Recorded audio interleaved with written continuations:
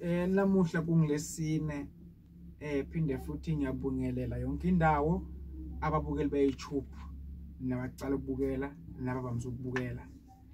Ngithi ngibonga uNkulunkulu ukuthi ngisaphila, ngibonga nani kwabula bakhona emakhaya. Ngokubambisana enikwenzako nakimi sibekahle sibambisene, ngisho kanjalo. Injongo yami ukuthi niphumelele niphambili ngempilo zenu.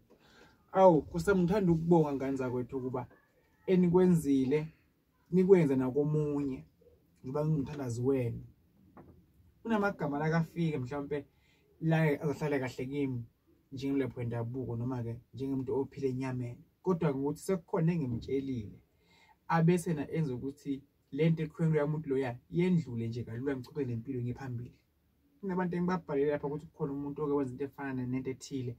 Awu kusabe nibhalile ngiyabona insizwa abantu abaningi. Awu ngiyabonga kakhulu ngani zakwethu, ngithi uNkulunkulu anibusise ngoba ngavena ngakha nje ngathi kubeni ngifunde ama-essence awu-3 awu-2 ngavele ngabusiseka. Abanye babhalile ukuthi mthanazi isiphiwo sakho ngesakho, thina sifuna ukuthi sisize khohlwa ngabantu abalokhu babeka amabala. Vele abantu abathande bokho nabona ukuthi into yenza kuyinhle bazobeka amabala benzele kuna ukuthi uzokwazi ucindezeleke uzophela ngamali. Sithi ke thine singabelandeli bakho ka-YouTube chubeka kakhulu phambili. Ngithi angibonge bantu baNkulunkulu, angibonge ngani zakwethu ngoba uselutho ngaphandle kwabantu, umuntu ngabantu.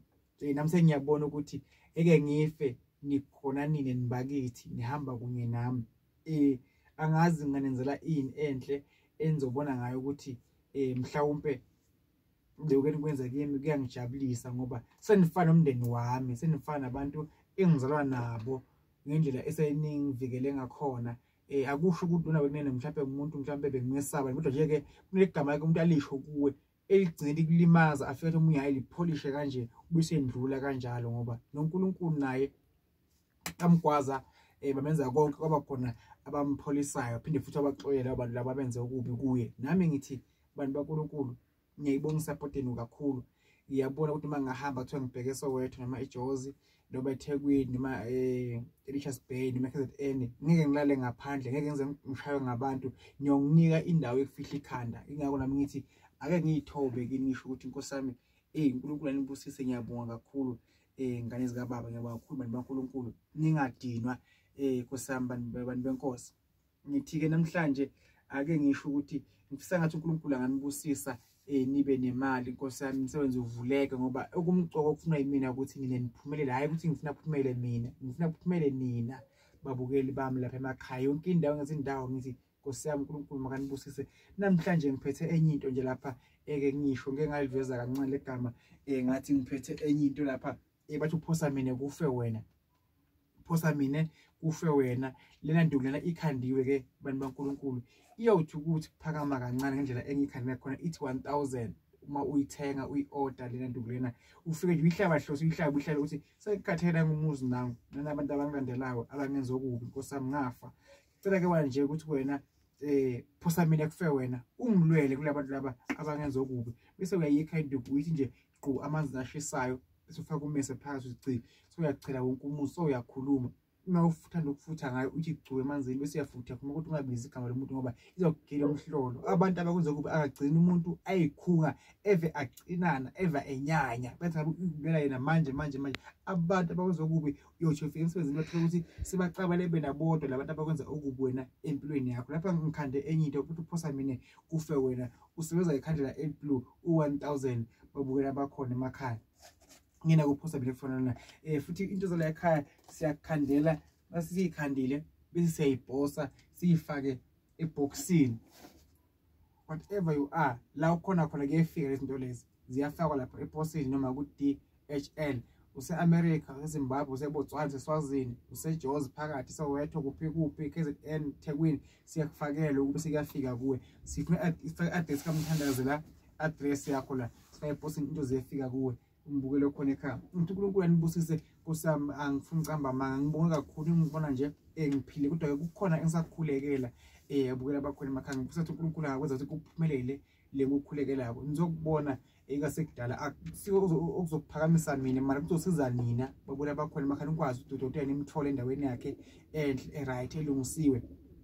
manidinga umkhulekane ukhulekele emafonini nikwazi uku-order nibone lapho nje niwasho zezeni ukhona lapho ku-clean khona nibone umuntu okhoze kuhlala lapho ku-clean khona-ke ngithi abathandazi abaya entabeni bazile ukudla bangene emanzini kuvuleka iy'thunywa izangoma ezidle amagobongo Nkosi yami phaphathe emakhosini kulunga izinto kuphi emsamo ngimthanda nonke babula bakhona emakhaya Nkosi yami bafundisi bathandazi izangoma inyanga amagedla Nkosi yami bafowethu uchubeka nilandele ka YouTube ngekumoya omuhle ukuyithoba enginako mhlawumbe nakhona kusuka ezandleni zenu kusuka ekufiseni kwenu kusuka emthandazweni wenu nami ngithi ngicela njengamanje nisho ukuthi awu Nkosi ibusise dokotela sihamba nawe kuhle kubi sihamba nawe ngoba abantu naso senkingeni bese bayakhosha babaleka mina ngifisa ukunibalekela noma kuthiwa kwenzakaleni iyohlezi nikunye nani babukela bakhona emakhaya uNkulunkulu kanibusise-ke nizobona amanye amavidiyo ayeza azawuvela emavikini azayo lapho ngizobe nginikela khona ey'kolweni ngiphi iy'ngane zesikole